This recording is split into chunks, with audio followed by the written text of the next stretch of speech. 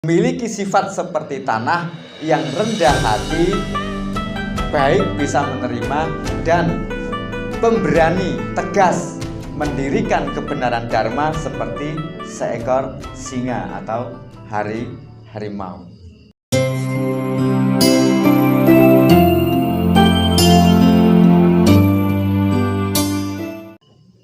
Namo Sang Hyang Adi Budaya, Namo Buddhaya. Sugeng dalu Rama Ibu. Pripun kabare niki suasana luar biasa nggih, sehat.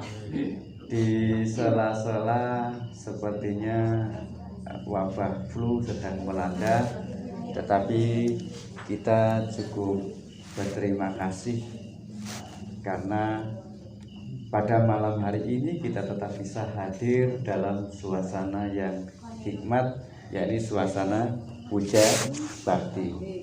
Romo, Ibu, serta saudara-saudari jamaah, topik pada malam hari ini saya ditugaskan untuk kita bersama-sama sharing mengenai keseimbangan batin. Namun Romo Ibu, sebelumnya mari kita sama-sama untuk bersikap anjali pada merenungkan bait-bait dari yang disabdakan oleh Buddha. Sabe sata kama saka kama dayada kama yoni kama banda kama pati sarana yang kamangkari santi kalyawang ma papakanwa tasa dayada bawi santi.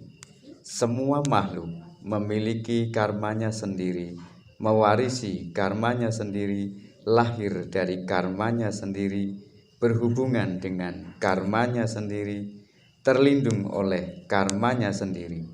Apapun yang diperbuatnya, baik atau buruk, itulah yang akan diwarisinya. Sadu, sadu, sadu. Demikian Romo Ibu yang tersebut dalam Brahma Wihara Parana bait terakhir. Jadi Romo Ibu, bahwa Brahma Wihara itu dikatakan sebagai sifat-sifat luhur ketuhanan atau 4 keadaan batin yang luhur. Jadi dalam filosofi Jawa kan juga dikatakan bahwa Gusti itu adalah bagusing ati. Gusti itu ada di dalam diri. Biasanya kalau kita mudah menyatakannya, menempatkannya di dada ya. Gusti ada di sini gitu. Gusti itu apa? Bagusing ati. Maka sifat-sifat daripada ketuhanan yang dimaksud dengan kediaman luhur, isi dimaksud Gusti tadi adalah Brahma Wihara. Contoh yang pertama metta atau maitri, karuna, mudita atau mudiksa, upekka atau upeksa. Jadi ini bukan sesuatu yang terpisah. Kalau misalkan kita mengenal Tuhan Maha Pengasih, Tuhan Maha Pengasih, sesungguhnya itu adalah sifat metta yang terungkap dari dalam batin kita. Sifat cinta, kasih yang ada dalam batin kita itu teruncar keluar, membias atau memenuhi ruangan, memenuhi alam ini, berinteraksi, bersentuhan dengan makhluk lain, sahabat kalau manusia ya, sahabat, rekanan, saudara dan sebagainya. Ini kemudian belas kasih sama, itu empati. Contoh kalau misalnya tetangga kita sedang bahagia, akhir-akhir ini banyak tetangga kita yang bahagia, Romo Ibu ya, banyak ya, sedang berbahagia, kita ikut bermudita cita. Ya, apa itu? Ya kita hadir memenuhi undangannya. Itu bagian, itu bentuk ya apresiasi. Itu sikap batin. Sikap batin. Tetangga kita, lingkungan kita sedang menghadapi masalah, ada masalah ya, problem. Kita ikut prihatin, sakit atau lainnya, kita membantu. Ini empati. Dari dasar enggak? Dari dalam enggak? Ini yang disebut dengan sifat Gusti. Dan disadari atau tidak, ini yang dimaksud dengan dekat dengan Tuhan.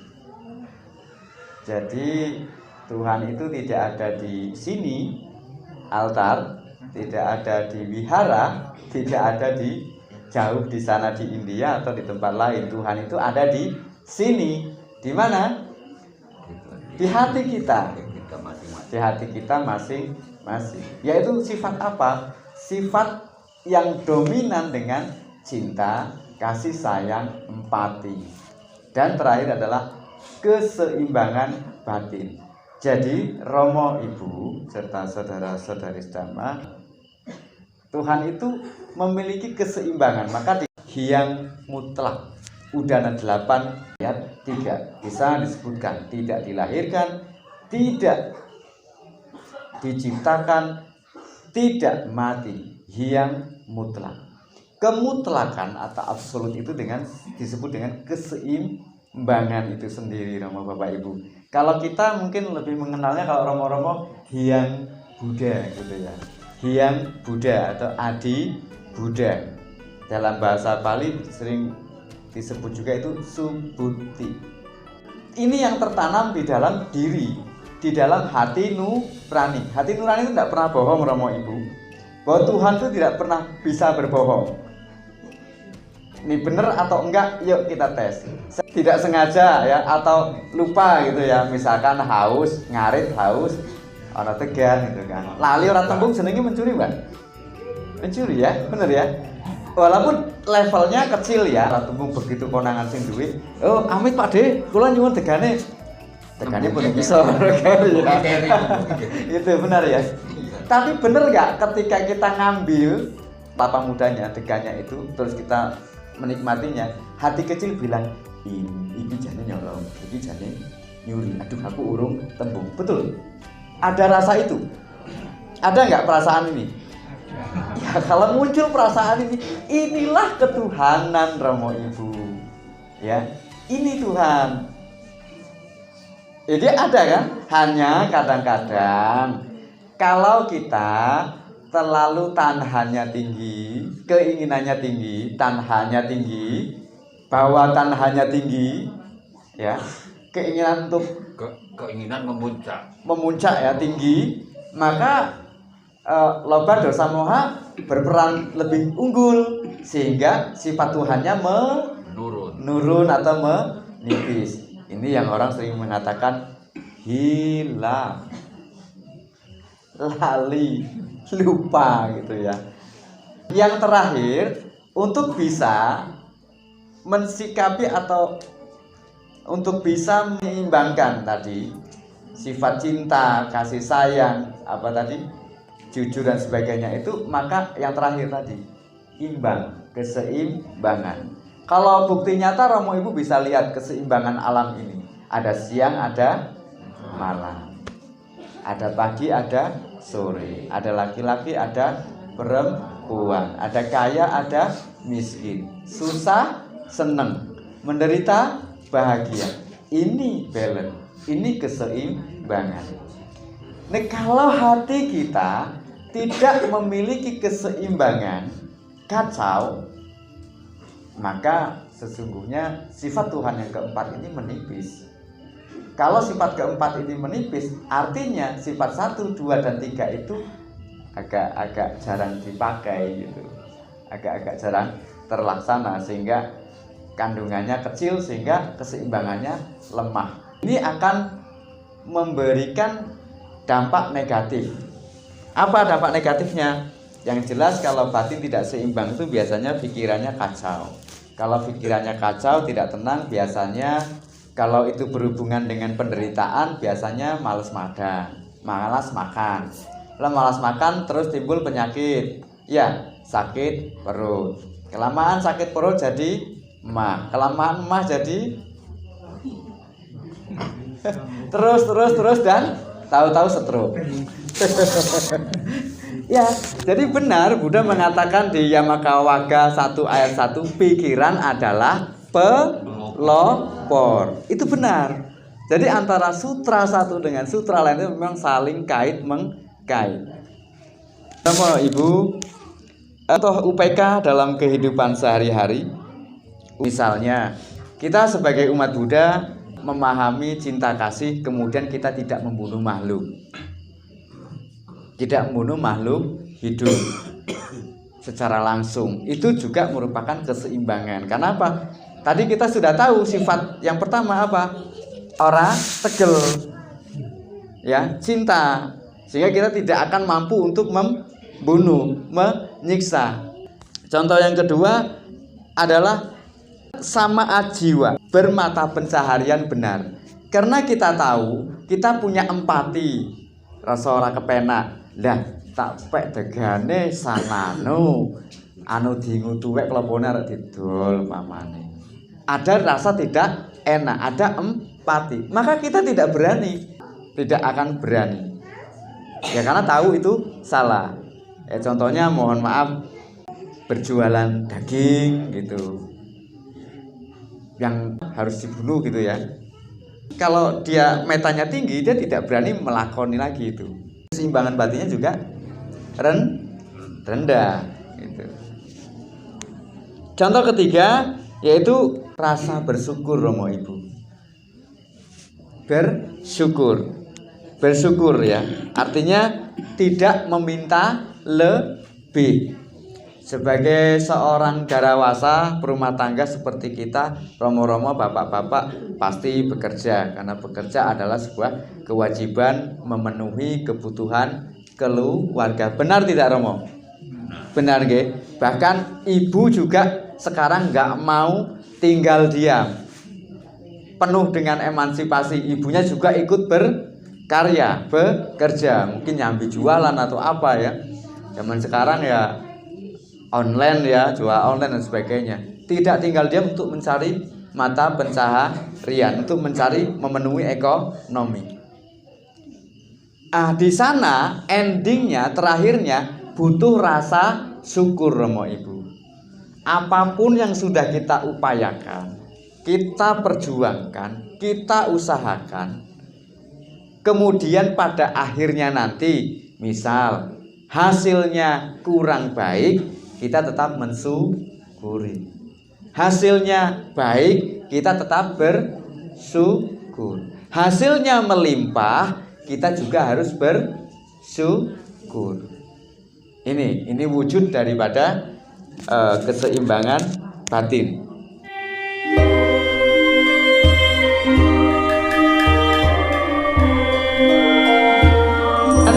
Contoh keempat adalah berbicara jujur, tidak menyebar berita bohong atau hoax. Jadi kalau orang batinnya nggak seimbang, baru dengar cerita, misalkan Romo Jono tadi di jalan di sana gini, baru dengar cerita ya Romo ya, belum tahu bener apa enggak itu Romo Jono betul atau tidak, langsung ngabari. Nah, itu dia tidak punya keseimbangan batin. Karena ini berarti berucap tidak benar. Kenapa tidak benar atau bohong? Karena kebenarannya belum terungkap, belum pasti. Gitu. Kemerungsung ya. Terburu-buru mengambil kesimpulan sehingga akhirnya sampailah kepada lisan yang tidak tepat atau ucapan yang salah. Ketika itu sekarang ini, di era sekarang ini banyak sekali informasi yang belum tentu kebenarannya, sehingga kita harus punya keseimbangan batin. Apa itu? Menjaga lisan kita salah satunya. Contoh keempat dari keseimbangan batin adalah sati sampajana, yaitu tidak mengkonsumsi minuman yang memabukkan. Itu contohnya ya narkotika, kemudian alkohol dan sebagainya. Selama itu digunakan untuk kepentingan mabuk, berarti itu dia sudah tidak punya keseimbangan batin atau keseimbangan batinnya lemah atau kecil. Jadi keseimbangan batin itu tadi adalah kita bisa menerima hal baik, pujian, juga bisa menerima hal jelek, celaan. Buddha sendiri Romo Ibu suatu hari sedang menerima makanan. Ada seorang Brahmana yang menghina dia. Anda ini sampah masyarakat. Kerjaannya cuman minta makan. Itu seorang Buddha dihina seperti itu. Tapi karena Buddha memiliki keseimbangan batin yang kuat, dia tidak marah, tidak membalas, dia hanya diam, kemudian pergi. Dalam Jataka, Buddha menjelaskan, menasihatkan kepada kita untuk memiliki sifat seperti tanah, Romo Ibu. Ibu pertiwi.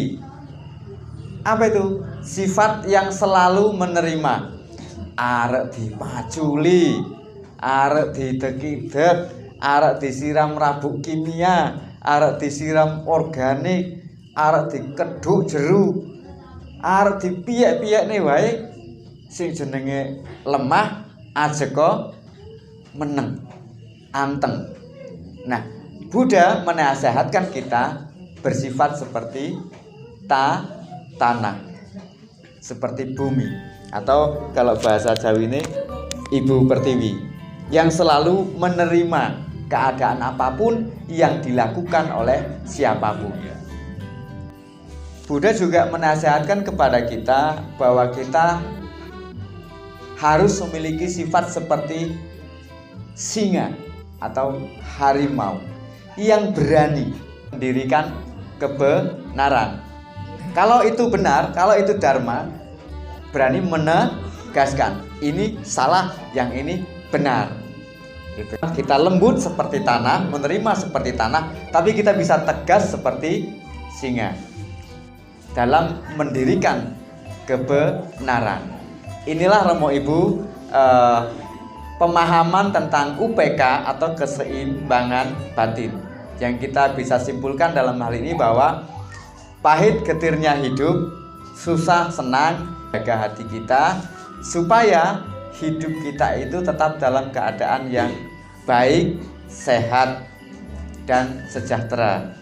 Nah, dilandasi dengan rasa syukur, memiliki sifat seperti tanah yang rendah hati, baik, bisa menerima, dan pemberani, tegas mendirikan kebenaran dharma seperti seekor singa atau harimau. Demikian yang bisa saya sampaikan mengenai pembahasan Dharma malam hari ini. Mohon abiyadana, mohon maaf jika ada kata-kata yang kurang berkenan di hati Romo Ibu serta saudara-saudari Dhamma. Saya akhiri sabe sata awirohontu bawantu suki tata. Semoga semua makhluk hidup berbahagia. Sadu, sadu, sadu. Namo Buddhaya. Namo Buddhaya.